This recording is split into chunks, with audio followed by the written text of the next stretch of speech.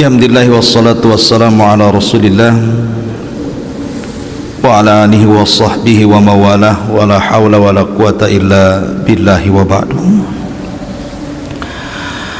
Alhamdulillah, pada malam hari ini kita masih diberikan nikmat oleh Allah Subhanahu wa taala di tengah-tengah hujan yang tak kunjung berhenti, akan tapi tidak mematahkan semangat untuk thalabul ilmi. Salawat dan salam kita haturkan kepada Nabi kita yang mulia alaihi salatu wassalam. Allahumma salli ala Muhammad wa ala alihi wa sahbihi wa man sara ala nahji ila yaumiddin. Pembahasan pada malam hari ini kita akan membahas tentang sejarah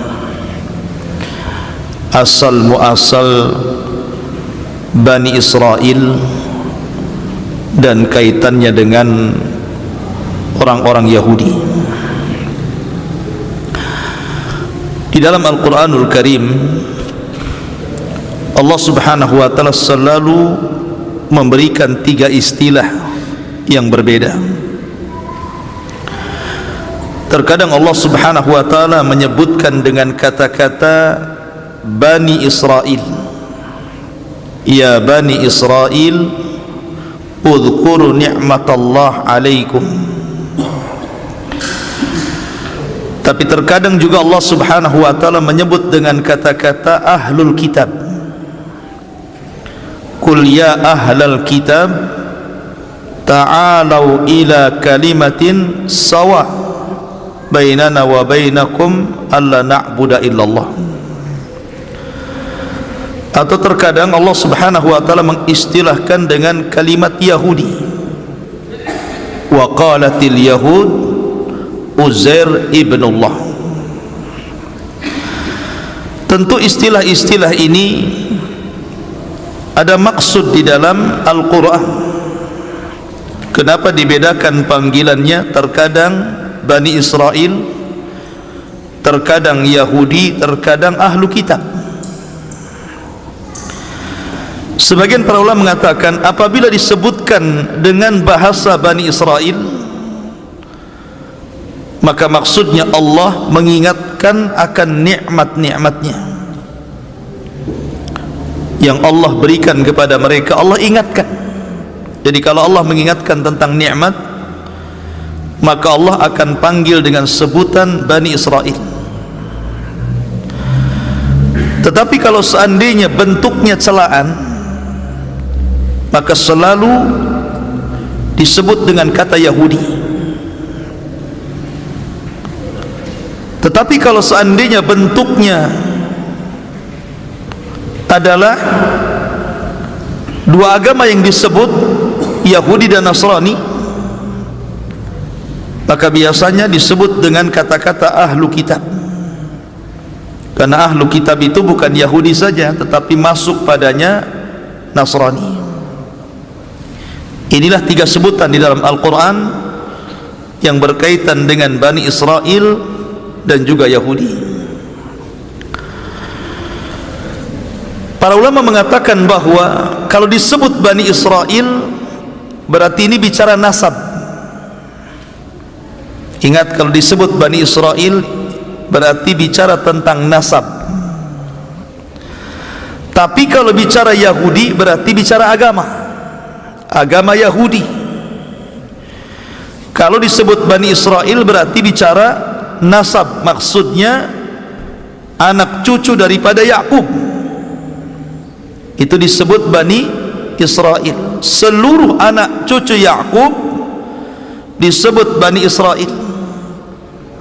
Ya Musa, Isa, Zakaria, Yahya, Sulaiman, Daud, itu semua Bani Israel.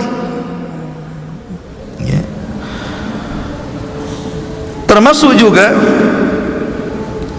kalau kita melihat dalam Al-Quranul Karim, Allah Subhanahu wa ta'ala tidak mengatakan wala tarda anka Banu Israel, tapi wala tarda anka al-Yahud wan Nasara hatta tattabi'a millatahum. Allah tidak mengatakan tidak akan redha Banu Israel dan juga orang-orang Nasrani terhadap kalian, tapi Allah bahasakan tidak akan redha orang Yahudi dan Nasrani. Kenapa? Karena Banu Israel tidak semua kafir. Ada yang muslim, ada yang baik, ada yang tidak baik. Banu Israel itu kan umum. Beda dengan Yahudi, dia agama Yahudi. Makanya Allah Subhanahu wa taala tidak pernah memanggil ya ayyuhal Yahud, tapi ya Bani Israel. Iya kan? Masyarul muslimin yang dimuliakan, karena Yahudi itu muncul setelah Nabi Musa, sementara Bani Israel itu sudah ada sebelum Nabi Musa. Karena kalau cerita Bani Israel berarti cerita keturunan Yakub. Baik, saya akan cerita sedikit.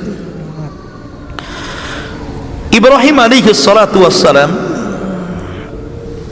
Allah Subhanahu wa taala karuniakan dua keturunan yang melahirkan Nabi. Pertama Ismail dari jalur Hajar, yang kemudian melahirkan anak turunannya penutup para nabi dan rasul, Nabi Muhammad sallallahu alaihi wasallam, nabi kita. Kemudian jalur yang kedua,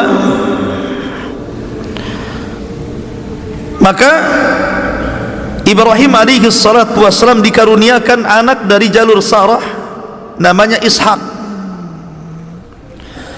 Dari turunan Ishak inilah lahir para nabi yang banyak, ribuan para nabi yang diutus kepada nabi-nabi Bani Israel. Diutus kepada Bani Israel itu banyak para nabi. Lah dari Ishak ini lahirlah anak turunan yang disebut Yakub. Ishak ini dikaruniakan oleh Allah Subhanahu wa taala dua anak kembar. Ketika bayi pertama keluar, kemudian Ishak memberi nama Rum, atau kunyahnya Al-Asfar, keturunannya disebut Bani Asfar. Yang kedua, setelah kemudian abangnya lahir, rupanya ada lagi bayi di dalamnya tuh, ya. Kemudian melahirkan lagi, maka bayi itu disebut Yakub. Karena apa? Lahir setelah abangnya lahir. Itu bahasa Arabnya Yakub namanya. Yakubu akhu. Jadi nyusul abangnya begitu tuh. Maka disebut Yakub. Ya. Lah Yakub ini disebut Israel. Ada yang mengatakan Israel ini kan dari bahasa Ibrani. Ada yang mengatakan il itu artinya Allah. Israel itu artinya Abdullah. Ada yang mengatakan Israel artinya sara ilallah, artinya hijrah kepada Allah. Ada dua makna dalam bahasa Ibrani. Ada yang mengatakan Israel itu hamba Allah, ada yang mengatakan orang yang berhijrah kepada Allah. Itu makna Israel. Lah, dari sini kita tahu bahwa Rum itu abangnya, Yakub itu adiknya, dan sebagian besar dunia itu lahir dari dua orang ini. Karena Rum itu melahirkan orang-orang yang hidup di Eropa sana.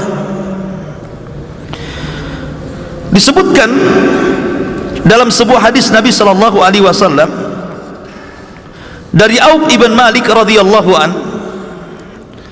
ataitu Nabiy sallallahu alaihi wasallam fi ghazwati Tabuk.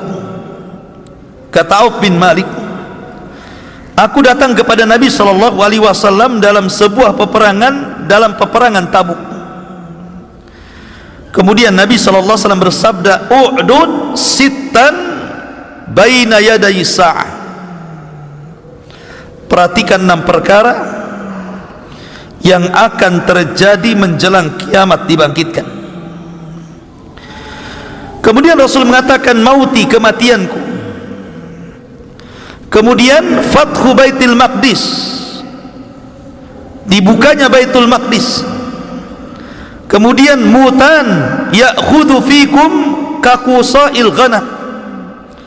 Kemudian kematian mendadak seperti pudukum kambing. Kemudian yang keempat, istifadatul mal, akan melimpahnya harta benda. Kemudian yang kelima, keburukan yang akan menimpa pada setiap rumah-rumah orang Arab. Kemudian yang terakhir, ini syahidnya, kata Rasulullah, hudnatun takunu bainakum wa baina bani asfar fayaghdiruna fayatunakum tahta thamanina ghayah tahta kulli ghayatin ithna asyara alfan. Kemudian kalian akan melakukan gencatan senjata. Dengan siapa? Dengan Bani Asfar. Di sini ketemu kalimat Asfar, ya. Ishak punya anak namanya Rum, ya. Rum ini kunyahnya adalah Asfar, turunannya disebut Bani Asfar. Di akhir zaman kita kaum muslimin akan melakukan perdamaian gencatan senjata dengan Bani Asfar. Bani Asfar ini keturunan siapa? Yakub, Ishak, ya kan? Dalam riwayat bahwa Bani Asfar itu adalah orang-orang Romawi, bangsa Rum, itu Bani Asfar. Karena dalam riwayat satastalihuna antum warum, di akhir zaman kalian akan melakukan perdamaian dengan bangsa Romawi. Dan bangsa Romawi itu dimaksudkan adalah orang-orang Nasrani yang ada di Eropa. Ma'asyiral muslimin yang dimuliakan Allah Azza wa Jalla, dan mereka jumlahnya banyak. Jadi bangsa Rum atau Bani Asfar itu nanti di akhir zaman umat paling banyak jumlahnya, kalah kaum muslimin. Kaum muslimin kalah banyak jumlahnya dibandingkan Bani Asfar atau orang-orang Nasrani Eropa. Dan itu disebutkan dalam sebuah hadis dari Mustairid Al-Qahri. Al-Mustairid ini berkata kepada Amr bin As, wahai Amr bin As, aku mendengar Rasul sallallahu alaihi wasallam bersabda, taqumus sa'atu wa rum aktsarun nas. Mendekati tegaknya hari kiamat, bangsa Romawi itu adalah bangsa yang paling banyak penduduknya. Jumlah mereka jauh lebih banyak dibandingkan jumlah kaum muslimin. Kemudian Amr bin As, ya, karena mereka memiliki 4 akhlak sehingga mereka disukai, sehingga banyak orang-orang yang masuk Nasrani nanti di akhir zaman. Yang pertama, mereka itu orang yang paling cepat untuk melawan apabila terjadi kekalahan perang. Jadi mereka kalau kalah perang tidak lantas kemudian ditangisi kekalahannya, tetapi mereka cepat bangkit lagi untuk menyerbu. Yang kedua, mereka adalah sebaik-baik manusia terhadap orang fakir, orang miskin, suka membantu.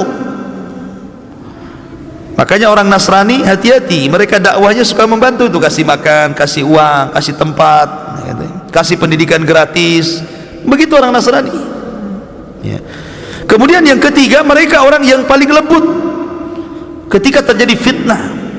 Jadi kalau terjadi musibah tsunami gitu kan, mereka kena musibah, mereka paling cepat bangkitnya. Mereka tidak menangisi musibahnya.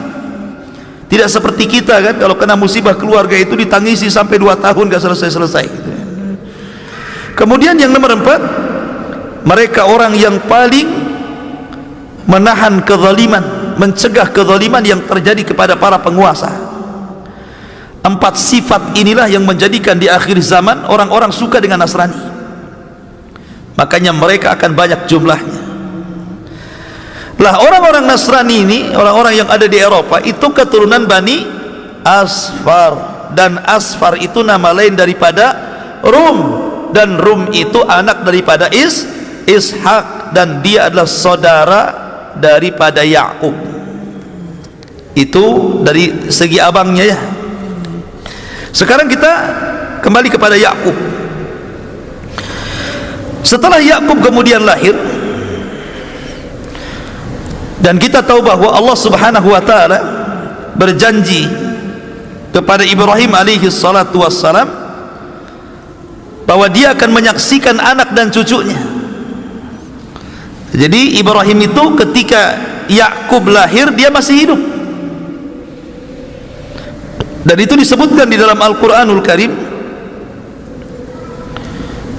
di mana Allah Subhanahu wa taala mengatakan wa basyarnahu bi Ishaq wa min wara'i Ishaq Yaqub, dan kami beri kabar gembira dengan kelahiran Ishak, dan di belakang Ishak akan lahir Yakub. Artinya Ibrahim akan melihat anak dan cucunya. Jadi masih hidup ketika Yakub lahir, tapi kemudian setelah itu meninggal. Lah ketika kemudian keduanya sudah besar, antara Rum dengan Yakub ini terjadi permasalahan besar, sehingga Rum mengancam untuk membunuh Yakub. Akhirnya Yakub pun diperintahkan untuk pergi. Maka pergilah Yakub menuju sebuah tempat di Irak. Ada yang mengatakan di Haran, ada yang mengatakan ke Irak, karena Irak itu kan tempat lahir kakeknya Ibrahim. Ibrahim kan dulu di Irak, kemudian hijrah ke Syam. Artinya di Irak ada saudaranya, ada paman-pamannya di sana. Makanya Yakub kemudian untuk menghindari terjadi pembunuhan, maka dia pun pergi ke mana? Ke Irak, ke Haran. Ada yang mengatakan ke Haran, ada yang mengatakan ke Irak. Maka berjumpalah dengan salah satu pamannya namanya Laban. Pamannya Laban. Lah setelah kemudian Laban ini kan punya dua anak tuh, anak perempuan. Satu namanya Lia, itu kakaknya. Lia, bukan Lia Eden ya, Lia. Kemudian adiknya namanya Rahil. Lah Yakub ini tertarik dengan Rahil, tertarik dengan Rahil. Akhirnya kemudian pamannya ini mengatakan, boleh kau menikah dengan Rahil, dengan salah satu putri saya, kata Laban ini, asal kau beramal bekerja untukku. Ada yang mengatakan 7 tahun, ada yang mengatakan 10 tahun. Persis seperti kisahnya Musa. Musa kan bekerja dulu dengan Syuaib, kemudian menikah dengan salah satu putrinya. Maka kamu bekerja dulu 7 sampai 10 tahun, baru saya nikahkan dengan putriku. Karena dia suka laki-laki pantang mundur, suka dengan perempuan dikejar. Kerja dia 7 sampai 10 tahun. Sudah selesai perjanjiannya itu, dia menagih sama pamannya. Tiba-tiba setelah kemudian 10 tahun atau 7 tahun dia bekerja, yang ditawarkan bukan Rahil tetapi Lia. Menikahlah kau dengan Lia, katanya. Kata Yakub, saya tidak suka Lia, saya ingin Rahil, kan gitu ya. Tapi Laban pamannya mengatakan, syariat dulu seperti itu, tidak boleh menikahi adiknya sebelum kakaknya menikah. Dan tradisi ini juga ada sampai sekarang kan. Tidak boleh menikah adiknya kalau abangnya belum menikah. Berapa banyak akhirnya abangnya nggak nikah-nikah, adiknya akhirnya juga ikut-ikutan karena kakaknya nggak nikah-nikah, nggak laku-laku. Ya akhirnya menikah juga Yakub dengan Lia ini. Akhirnya kemudian Yakub bicara lagi dengan Laban, bagaimana kalau aku nikahi juga Rahil ini? Ketika itu belum ada larangan ya poligami antara adik beradik. Kalau di umat Islam tidak boleh mengumpulkan dua bersaudari ya. Tapi umat dulu boleh. Akhirnya kemudian kata Laban, boleh kau menikah dengan Rahil, tapi engkau harus bekerja lagi selama 7 sampai 10 tahun lagi. Menunjukkan apa? Kesungguhan ingin menikah dengan Rahil. Kerja lagi 7 tahun sampai 10 tahun. Setelah itu baru menikah dengan Rahil. Maka Yakub resmi punya 2 istri adik kakak. Kakaknya namanya Lia, adiknya namanya Rahil. Lah dari kemudian pernikahan dengan Lia, Allah Subhanahu wa taala takdirkan kemudian punya anak 6. Dari Lia punya anak 6. Ada yang mengatakan 5 laki-laki dan 1 perempuan. Di antara anak-anaknya ya Yahuda, Lawa, dan yang lainnya. Kemudian dari Rahil punya anak 2, Yusuf yang kelak akan jadi nabi. Kemudian adiknya Binyamin, Binyamin. Lah 2 istrinya ini memiliki masing-masing punya budak. Jadi Lia punya budak perempuan, kemudian Rahil punya budak perempuan. Akhirnya kemudian Lia memberikan budaknya untuk digauli oleh suaminya Yakub.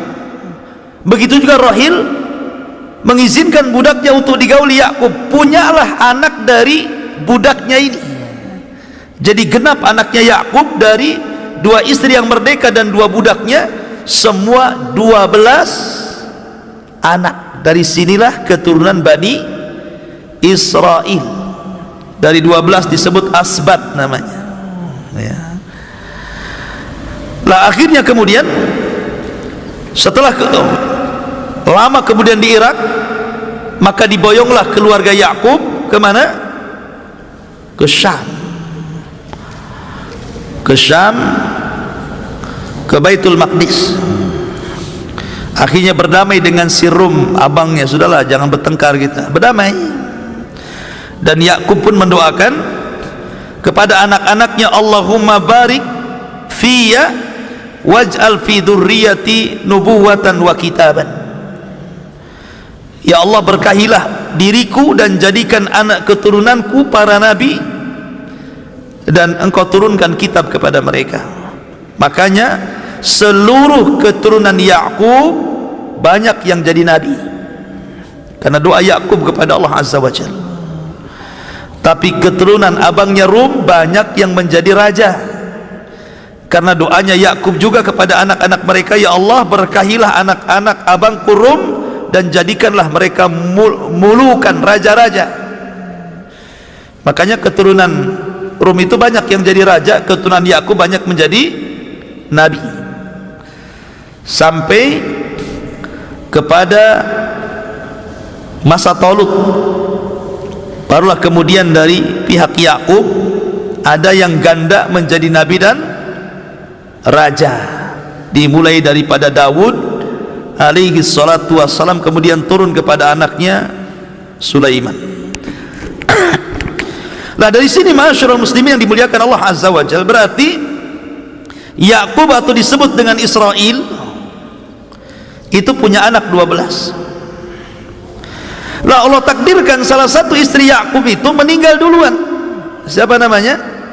Rahil, ibunda daripada Nabi Yusuf, ketika melahirkan adiknya Binyamin, meninggal Rahil. Padahal Yusuf masih kecil dan Binyamin masih bayi.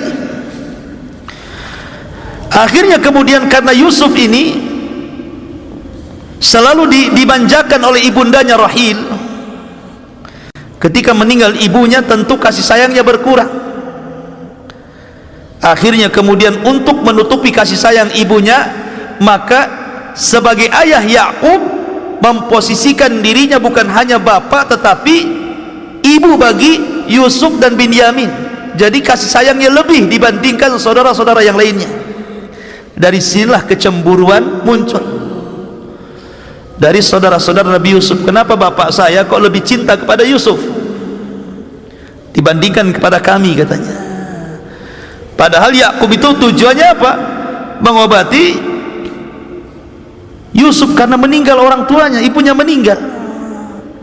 Sementara kalau seandainya dirawat oleh istri Yakub, Lia, mungkin tidak sesayang ibunda kandungnya, kan begitu ya. Makanya Yakub lebih mencintai Yusuf. Apalagi setelah kemudian Yusuf bermimpi bahwa dia melihat 12 bintang yang sujud kepadanya, tanda kenabian. Makin sayang lagi Yakub kepada Yusuf, makin hasad lagi kawan-kawannya, saudara-saudaranya itu. Lah akhirnya karena hasadnya itulah, ikhwatu fiddin, muliakan Allah azza wa jal, maka saudara-saudara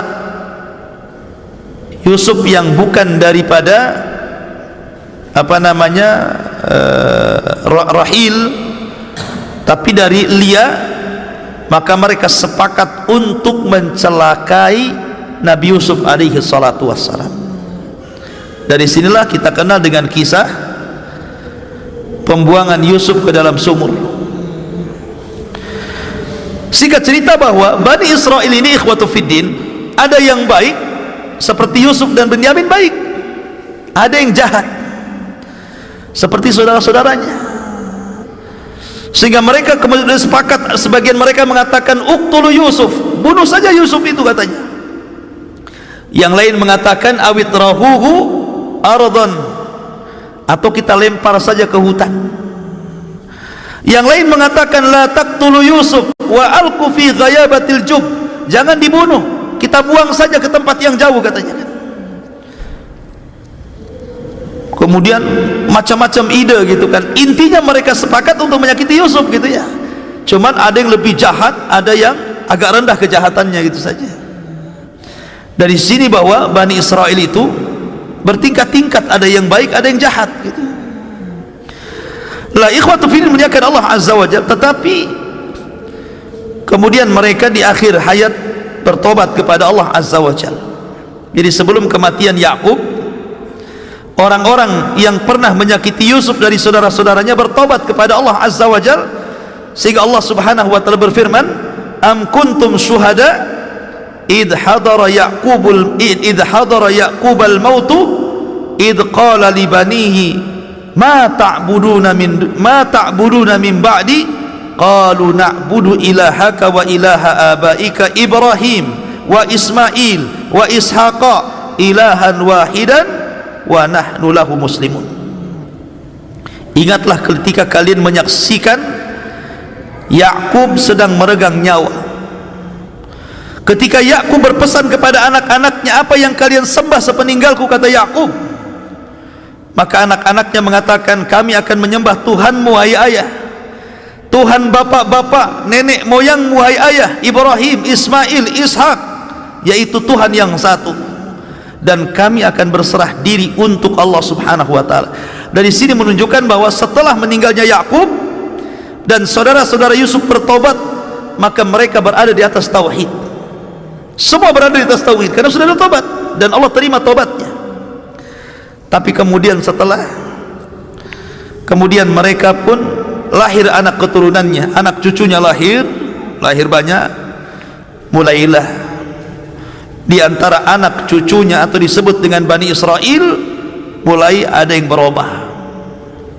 Setelah mereka ada yang mengatakan Uzair anak Allah. Setelah mereka ada yang mengatakan, ada yang menyembah patung sapi Samiri. Kemudian setelah mereka ada yang berbicara tentang zat Allah dan mengatakan Allah itu fakir, kami kaya.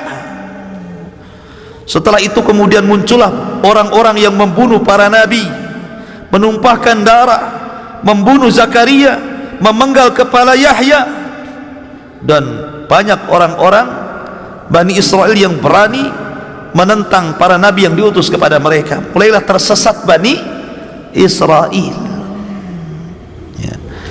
Ma'asyiral muslimin yang dimuliakan Allah azza wa jalla. Maka dari sini Bani Israel ini adalah keturunan Yakub. Berkembangnya Bani Israel itu di Mesir. Jadi setelah kemudian Yusuf alaihi salatu wasallam memboyong keluarga Yakub dan saudara-saudaranya dibawa ke Mesir, dari Palestina dibawa ke Mesir, karena Yusuf ini kan diberikan kedudukan oleh Fir'aun, penguasa Mesir, menjadi bendaharawan Mesir. Maka keluarga Yakub pun dihormati, dikasih tempat, dikasih pekerjaan, dikasih rumah layak huni, dan begitu seterusnya.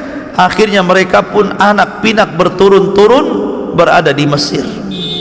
Jadi mereka membuat kerajaan sendiri gitu. Karena ada Nabi Yusuf, maka mereka aman. Maka itulah cikal bakal Bani Israel berkembang di Mesir ini.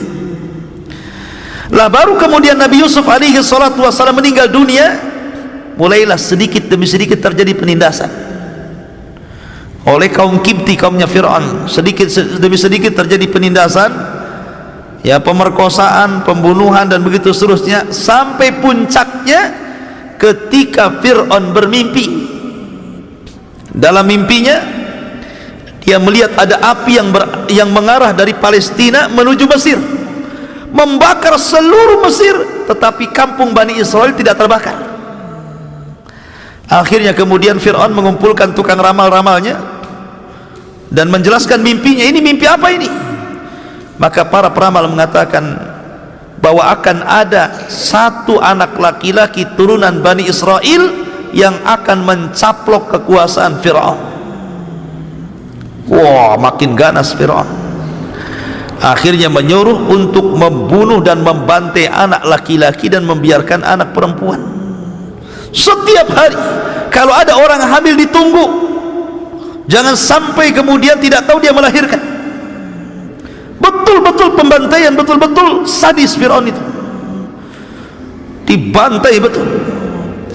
Akhirnya kemudian para penasihat Fir'aun mengatakan, wahai Fir'aun, kalau engkau bantai seluruh keturunan Bani Israel, siapa yang akan membangun Mesir? Karena Bani Israel Allah berikan kecerdasan lebih dibandingkan kaumnya Kiptinya Fir'aun itu. Jadi Bani Israel itu mereka handal dalam pembangunan negara. Di antara mereka ada seorang dokter handal, seorang insinyur, seorang arsitek, macam-macam. Jadi yang super-super itu orang-orang Bani Israel. Makanya orang-orang mengatakan, kalau kalian bantai Bani Israel, lalu siapa yang akan membangun Mesir? Sudahlah, buatlah kebijakan yang berbeda. 1 tahun kau bantai, 1 tahun kau biarkan, katanya. Akhirnya kemudian 1 tahun ketika pembantaian, senyap. Ketika 1 tahun tidak ada pembantaian, mulailah orang tenang. Nggak ada pembantaian 1 tahun, lahirlah Nabi Harun. Harun lahir. Kemudian setelah 1 tahun setelahnya terjadi pembantaian, lahir Musa. Jadi ibunya Musa menyembunyikan kehamilannya supaya nggak tahu, buat baju yang besar-besar, orang nggak tahu kalau dia hamil gitu ya. Ketika melahirkan nggak ada yang orang tahu, tapi nanti pasti akan tahu kan gitu lah. Karena ketakutan, maka Allah subhanahu wa ta'ala mengilhamkan kepada Ummu Musa untuk meletakkan di kotak, kemudian diletakkan di laut, kasih tambang gitu ya. Jadi kalau waktunya nyusu, digeret, diambil, disusui, ditaruh lagi gitu ya, kemudian dihanyutkan lagi. Qadarullah, tambangnya putus. Akhirnya hanyut sampailah ke istana Fir'aun. Diambillah oleh Asiyah bintu Muzahim, istrinya Fir'aun, dan dirawat sampai besar. Singkat cerita, akhirnya Musalah yang kemudian menentang Fir'aun dan menyelamatkan Bani Israel. Kemana? Ke Palestina. Dan Fir'aun ditenggelamkan. Inilah kisah Bani Israel. Adapun kisah Yahudi, ada yang mengatakan Yahudi itu kan salah satu dari keturunan Yahuda. Putra Yakub itu 12, ya kan? Salah satu nama putranya Yahuda, keturunannya disebut Yahudi. Ada yang mengatakan Yahudi itu adalah kalimat dari orang-orang yang bertobat. Jadi ketika Nabi Musa alaihi salatu wassalam mengambil Taurat, tiba-tiba Bani Israel kufur dengan cara apa? Menyembah anak patung yang dibuat Samiri. Kemudian mereka dimintai tobat dan mereka mengatakan hudna ilaik, kami kembali kepadamu ya Allah. Hudna, kami kembali kepadamu. Ketika mereka mengatakan hudna, maka mereka dikatakan Yahudi. Jadi orang-orang yang sebelumnya menyembah sapi, patung sapi, kemudian bertobat dan mengatakan hudna, lah ketika itu mereka disebut Yahudi. Berarti kejadiannya apa? Setelah Nabi Musa, ya, munculnya Yahudi setelah Nabi Musa kan, bukan sebelum Nabi Musa. Sebelum Nabi Musa ada Yahudi, yang ada Bani Israel. Ada juga yang mengatakan disebut Yahudi itu karena mereka yataharrak, tahawad artinya yataharrak, bergegas untuk membaca Taurat itu, maka mereka disebut Yahudi. Wallahu a'lam, ini penamaan Yahudi, tapi itulah yang disebutkan para ulama. Ada yang mengatakan keturunan Yahuda, ada yang mengatakan kalimat mereka ketika bertobat hudna ilaik, karena mereka bertobat. Ada juga yang mengatakan karena mereka cepat membaca Taurat, maka mereka disebut Yahudi. Tetapi ikhwatu fiddin, di sini ada perbedaan antara Israel dengan Yahudi. Antum jangan katakan bahwa Yahudi itu adalah orang-orang Israel. Israel di bahasa kita, bahasa Arabnya Israel, itu bukan Yahudi. Israel lah, Bani Israel, maksudnya Yakub. Kalau Israel itu, kalau Yahudi berarti beda. Kalau dikatakan bahwa Israel itu Yahudi, salah, karena Israel itu nasab, anak keturunan Yakub. Ada Yahudi, ada Nasrani. Keturunan Yakub itu kan terbelah juga tuh, ya, terbagi menjadi berbagai macam agama. Tetapi yang paling banyak dari keturunan Bani Israel, kalau tidak masuk Yahudi, masuk Nasrani. Jadi Nasrani juga turunan Bani Israel. Karena ketika Nabi Isa alaihi salatu wassalam diutus, Isa diutus kepada Bani Asfar dan diutus kepada Bani Israel. Tetapi Bani Israel menolak. Sebagian mereka menolak karena menganggap bahwa Isa itu anak zina. Tapi Bani Asfar, orang-orang Romawi, menerima. Makanya berkembang Nasrani di Eropa sana, karena Bani Asfar yang menerima dakwahnya Isa. Sementara sebagian Yahudi menolak, ya, karena mengatakan bahwa Isa itu anak zina. Maryam tidak punya suami, kok punya anak, katanya kan, itu berarti dia anak zina. Orang-orang Bani Asfar pula mereka, atau orang-orang Bani Israel yang masih tetap kepada Isa, justru sebaliknya, ghulu, melampaui batas, mengatakan bahwa Isa itu anak Allah, katanya. Kenapa? Karena nggak ada bapaknya. Berarti Maryam berhubungan dengan Allah, lahirlah Isa. Yahudi mengatakan anak zina, Nasrani mengatakan anak Allah. Islam tengah-tengah, dia bukan anak zina, dia juga bukan anak Allah, tapi dia Rasulullah. Permisalan dia sama dengan Adam. Adam lebih hebat sebenarnya, nggak ada ayah, nggak ada ibu, lahir pula Adam. Ini kan masih ada ibu, cuma nggak ada bapak. Masih hebat Hawa, lahir dari rusuknya Adam lagi. Kenapa Hawa tidak disebut anak Tuhan? Kenapa Adam tidak disebut anak Tuhan? Kenapa Anda katakan Isa anak Tuhan? Mana adilnya di sini? Ya. Masyarul muslimin yang dimuliakan Allah Azza wa Jalla, intinya bahwa Yahudi dengan Bani Israel itu berbeda sekali jauh. Karena Bani Israel itu umum, dia nasab keturunan Yakub. Ada yang baik, ada yang tidak baik, ada yang soleh, ada yang tidak soleh, ada yang muslim, ada yang tidak muslim. Dan ingat, semua para nabi itu muslim.